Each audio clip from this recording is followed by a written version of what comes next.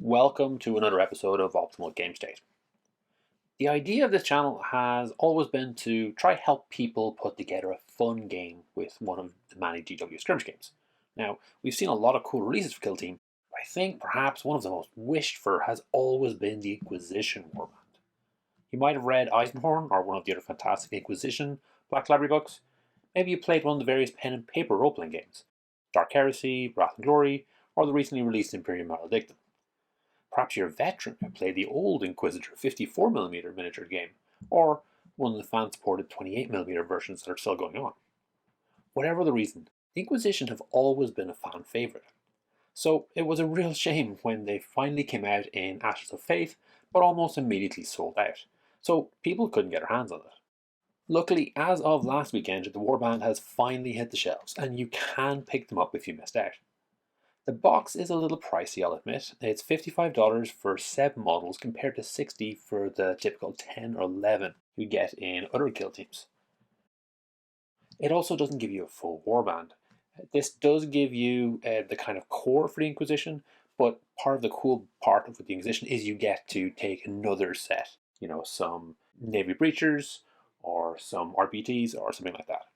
We also have that classic quandary of having more models on the roster than we do in the box. So we'd like to build all 11 of the options, but we can only build 7. Out of the box, 2, the Servo Skull and the Scribe, can only be built one way. The Servitor is a straightforward build, but has 3 different weapon options. Then each of the remaining 8 are based off of 4 bodies. So we have to pick which of the operatives we're going to build. What I think is kind of unique for this warband is that they don't really have a cohesive style, so you can sub in any other model and it'll keep the vibe of the ragtag band of heroes going. Of particular interest for us, the arms are all straight attachments to the shoulder. And here is a special sauce for the Inquisition warband. The Hive Scum Box from Necromunda is a single sprue with 4 bodies, a bunch of heads and arms which are straight attachments at the shoulder. So in this video, I'm going to go through these 2 kits and put together the full range of options for agents of the Inquisition kill team. It's also worth noting that the Cawdor gang for Necromunda, and especially the Cawdor Redemptionist box, they also work particularly well for inquisitorial options for bodies. So that's another way you can go, but the Hive Scum are quite cheap. They're a pretty good bargain. Welcome to Optimal Game State, and we're doing another build. This time we're looking at the Inquisitorial Agents kill team, which is a really cool box. So we have 3 sprues here. 1, 2, 3.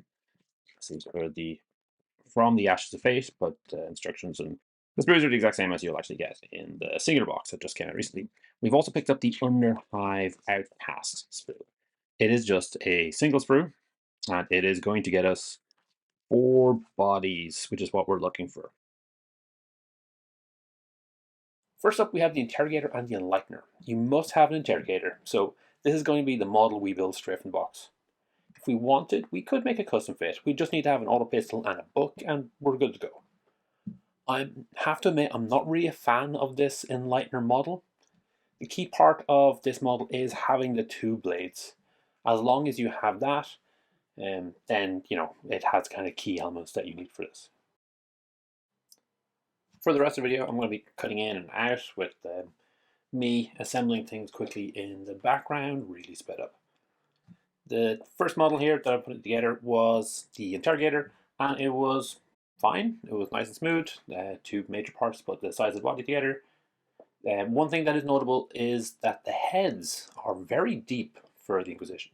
So if you want to do a head swap, and in this case I did do a head swap, so I ended up putting on, you can see a bunch of heads to the left, I ended up putting on one of the Battle Sister heads. I did actually have to put a bit of green stuff to fill it in. What you were just watching there was me attempting to drill some barrels. The barrels for many of these guns are very, very small, so it wasn't very successful for me, something to keep in mind. Yeah, so the heads are quite deep, and this does mean if you're going to be swapping between them, and sometimes you will want to. So if you're you'll need to put in some green stuff if you're going to put another head into these bodies. and you're going to need to trim the heads if you want to put the head into another body. So we've switched over here. I'm putting together the Enlightener. In this case, I did actually assemble it and I put it together, but I really hated it. So I blue tacked the model together just to have a look, see what it's like. And just the stance of the two blades, it's just hard. It's just kind of awkward. So I actually ended up putting together a straight Necromunda ganger and giving them the axe and giving them the blade. So you can see he's there on the right. So I mean, it's still got two knives, or two edged weapons. So that kind of ticks the box as far as I'm concerned. And you can see I've got one of the Battle Sister heads. That worked quite nicely on this. Next up we have the Auto Savant and the Tomb Skull, both of which I think are required. You do have to take them. These ones are a little bit interesting. You do have the option of buying 2 boxes if you want. If you do so, then you're going to end up with the Auto Savant and the Servo Skull basically as duplicates. They are pretty nice models, and weirdly enough, the Auto Savant does come with a second head, which I was kind of surprised by. But thinking about it, I suspect often what happens is the miniatures teams put together these boxes first, and then it goes over to rules last. So yeah, I don't think it's necessarily. I think it's a kind of a rule of cool. They put together what looks cool first. So in this case, they wouldn't necessarily realize, but it does mean you can have 2 different heads on your Auto Savants if you wish to. I don't think it is recommended. I think the recommended build currently is to go with half of agents, then either have your other half as Navy Breachers if you're indoors, or actually I think a lot of the time just Navy Breachers, and then go for the RBTs, I think if you're going against Swarmless. Not the channel to double check this with, but the suggestion here is that you wouldn't bother putting together 2 sets of agents, even though that is an option. So here we have the assembled builds. You know, they were fun models, they were straightforward. There are a lot of robes and gaps in robes that, you know, you might want to spend some more time sealing. The classic way to do it, of course, is to take some of your glue and glue over the edges. Alright, gun servitors. So you can see here in the picture, I've just used the plasma, but there are 3 different weapons you can go for. The heavy bolter, plasma cannon, or the multi-melta. We are going to magnetize this. It's actually relatively straightforward. The trick is that the gun is broken into 2 parts. So the back half of the gun attaches to the shoulder, and then the front part is switched out. So what I ended up doing for this, that I do recommend, is I glued the magnet in before closing off the back part. So when I was still assembling the back part, I put the magnet in inside it. So there'll be a tiny little gap of plastic between the 2 magnets, but you know they're still strong enough to actually hold on to it. These were 3mm magnets that I did from the Army Painter box. You can see down there. I've also been, for some of these, I do find it useful to put the object. Oh, hold on, we've got to zoom in here. So you can see on the left, that's where it's underneath, and then on the right hand side, which is part of the gun, I have drilled into that. So 3mm drill bit and 3mm magnet. It can be kind of rough, especially because the 2 halves of the weapon, so heavy bolter in this case, are glued together, and then doing a kind of drilling motion does kind of separate that out, if that makes sense. Don't be particularly worried if you do end up kind of straying out, because you know the very tip of it is going to be recessed, is going to be pushed back in. So you will see that after you kind of assemble it, and it gives it a nice fit. It makes it nice and tidy. Oh, a little bit away from the background.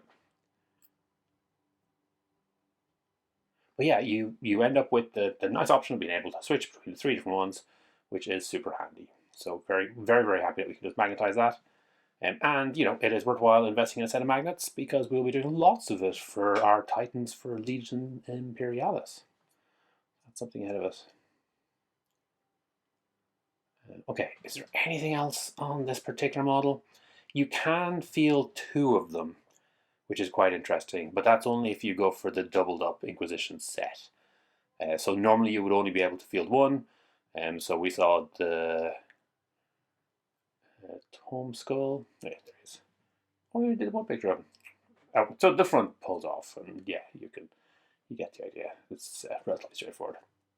But yeah, you can if you have the 2 sides as Inquisition rather than one of the others, you can do that. You can have 2 of those. Right, now we've got the Penal Legionnaire Agent and we've got the Death World Veteran.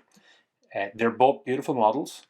In this case, I went for the Death World Veteran because it's kind of a classic build. The model is similar to one of the old Inquisitor 54mm models.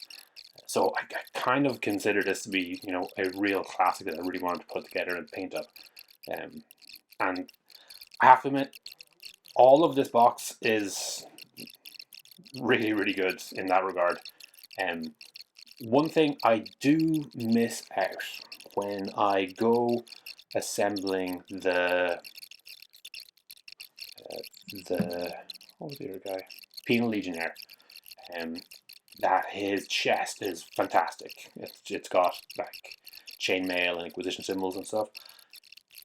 I think if I was a little bit more careful in which of the bodies I was using, and took a little bit of time with maybe some green stuff and cutting at it, I think I probably could have kept it. In this case, I didn't. I just went for one of the straight body builds, direct from the Hive Scum box. It worked out fine. Maybe I needed to cut a little bit further into the head. I think the neck in my build is a little bit high, but it's an arm, and it's two arms and a head, and that's pretty much the model. Most of these do have extra bits and pieces that you can end up attaching to the back. They work out quite well. They're quite nice. So let's bring them up here. Yeah, I mean he turned out great. As I said, I think the other chest piece was good, and this particular body, I don't think it was maybe great for it. Maybe one of the other bodies could have been a better option, but I kind of like the stance for that. A lot of the other options for the Hive Scum are running, which is weird. Now we have the Questkeeper Agent and the Pistolier Agent. I like the Pistolier. I think they look really cool. The Questkeeper Agent I don't like as much. The Eviscerator is fantastic. Yeah, I wasn't too keen on the helm. So in this case, I built up the Pistolier. Again, I do have similar issues with drilling the barrels. Too small, not recommended, not worth it. I do have small drills that can do it, but it's just too much effort for what you get. I'll be painting them black, I think, and then be slowly selling them. The Eviscerator is an interesting one. So again, it is a straight arm, flat arm build. So as long as you've got flat shoulders for the model, you can put it on lots of different things. In this case, I just kept going with the Hive Scum. The Necromunda box that we were talking about before, not the one for the Hive Scum, but the one for House Cawdor, the Redemptionist, already has a bit of an Eviscerator in it. But yeah, I mean, look, turns out great. So I went for a different head, just a guy running with a giant chainsword. What's not to love? That might end up getting used in Necromunda rather than in Kill Team, though, and I'll show you why later. Again, we've got I have to. I think the Mystic Agent looks amazing. Not so impressed by the Hexorcist Agent. It just looks a bit weird. It looks like an old guy with a shotgun. I think it's a shell in the mouth. Just looks a bit weird. I mean, I kind of dig the hair, but that's just me. So in this case, I went for the Mystic first. Again, really straightforward build. The robes do have those joints, so it kind of depends how you want to do it. One of the ways to do it that's worth mentioning is you could use sprue goo, which is where you've melted some of the normal sprue to give yourself a little bit more, or into some glue, and you've kind of got a liquid green stuff happening. But I think for many people, what they'll just do is they'll just drench those edges in glue, and then wait for it to dry, and then file and sand it, and then just keep doing that until they get it nice and, you know, good finish. But beautiful model, it's going to be fun to paint, looking forward to it. And then, yeah, next up we're just doing the hive scum. And in this case, yeah, there's the shawl, which is quite interesting. So he's got the furry top, fur. It's a shawl. And I did need to pretty aggressively cut armor plates around the top of the hive scum, but I was able to fit it in. I was able to put the arms in and then put this over, which gave a pretty cool effect actually. It's a really nice piece. Would I recommend doing? I'm not sure. So it sounds a bit weird, but basically this model is just a guy with a shotgun, as far as I can tell. Does he have any special abilities? He's a hexorcist. Sorry, I'm just pulling up the card so I can have a quick look at myself. So he does have hexercise and he does have json. But yeah, look, I mean, guy with shotgun. I did use the same head. The shawl, I think, came out pretty well. It looks kind of pimpin', actually. It might be something that you could say for a Necromunda fighter just to make them look really cool. But I think any sort of preacher would kind of get the job done. Here we have the full list. So this is everything put together. We were able to make at least one of all the options, and we obviously have that servitor magnetized, so we can switch between all the others. Now, there are other ways you could go. So this is a battle sister with an eviscerator, and that's one of the battle sisters. What are they called? It's an arcoflagellant. It's an old classic style that used to be in the Inquisition teams. And there was a model for, I think, 2 of them in the Inquisition 54mm. So it is particularly relevant and kind of particularly cool. And what I was going to do is I was going to use that for my eviscerator. So the only thing that would be a bit weird about it is maybe the auto pistol, the 2 whip chain things will make for good like blades. So yeah, I have those options. I think there's lots of other options that you could use. This is a very flexible team for kit bashing and for, you know, taking your own approach with it. I really love this kit, but I'm not entirely sure how I'm going to use them. I'm a good way behind on my kill team games already, and I've got a bundle of teams I've yet to play with. These models could easily fit into Necromunda games, which makes them a really nice option, especially as they make for a cool narrative element. I do have the Ashes of Fate campaign, which could be enjoyable, but honestly, this box feels more like a classic Rogue Trader old school 40k style fun. There are a number of options out there for Skirmish 40k that might be worth me checking out. So I know there's Grimdark Future Fight from One Page Rules. I know there's Stargrave from Osprey Miniatures. And somewhere out there should be an Inquisitor 28mm rules. So I'll have to see if I can track those down. This would also let me pull out some of the other cool models that I've collected over the years that wouldn't necessarily fit into a kill team game, but could make an appearance in a more flexible skirmish. Right now, all these models are assembled and in a box ready to be painted, but I suspect I'll be working through them relatively slowly. There's so much character with these models that I wouldn't have been surprised if any one of them had been released as a limited edition event only exclusive or whatever. So there's a real temptation with me to try take my time and do a good job on each one. Although knowing me, I probably should just crack on and get it done. Anyway, I love this box set. It is fantastic. What do you think? Is this a box that you picked up? If you have you already assembled them? Did you have any suggestions or any other options that could help people out? Or was this video of some use to you? Thanks for making it all the way to the end. Hopefully you enjoyed this video. Each week I put up a new video talking about one of Games Workshop's specialist games. The goal is always to try and make the best possible 2-player experience. If this is something you'd find interesting, please subscribe to the channel and comment to let me know what you'd like to see in future.